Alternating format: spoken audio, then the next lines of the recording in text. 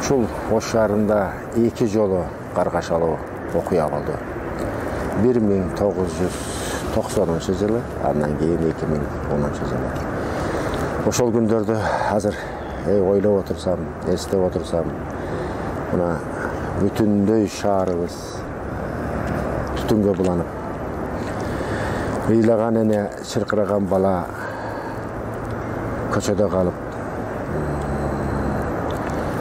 өлүгүбүздү жыйнай албай, өлгөндөрүбүздү көмө албай, бир нан 1000 сомго чыгып, гуманитардык катастрофанын алдында калганбыз.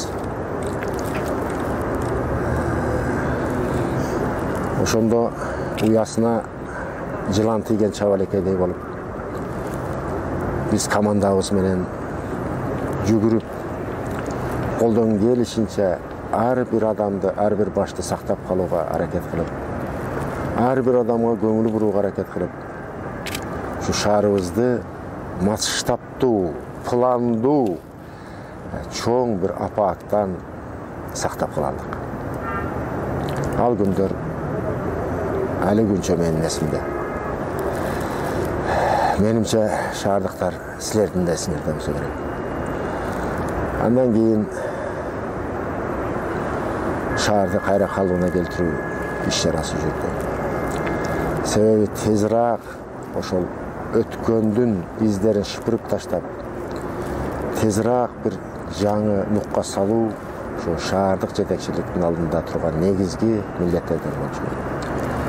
Жан үрөп, күнү түнү дебей, ачка ток дебей, тез аранын ичинде, 1 жылга жетип жетпеген убакытта ушу шаардагы бардык өрттөнгөн, жабыркаган, талкаланган объектилерибизди, жеке турак жайларыбызды калыбына келтире алдык, негизгилерин. Андан кийин калгандарын иштеп аягына жеткирдик. Башкача айтканда, кыскача убакыттын аралыгында 1-2 жылда биз ушул шаарда бир да каргашалуу окуяны биздин калтырбадык. Андан кийин болуп көрбөгөндөй ушу Ош шаарынын өнүгүү жолуна салады. Бюджетти эселеп көтөрдүк. Кайталап айтып коеюн, республикалык бюджеттен биз албастан туруп, кандай жол менен дегенде, идеологияны биз жолго салдык.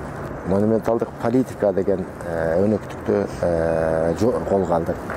Ошонун негизинде жапырт шаардыктарды жашына, карысына, жынысына карабастан, динине, улутуна карабастан жапырт мобилизация кылып, кайрадан ишкерликти жөнгө салып,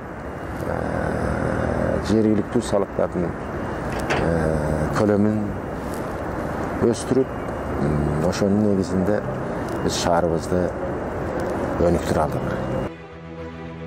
Жаратман лидер, Жаратман партия, менин тандоом, улуттар биримдиги партиясы, номер 17.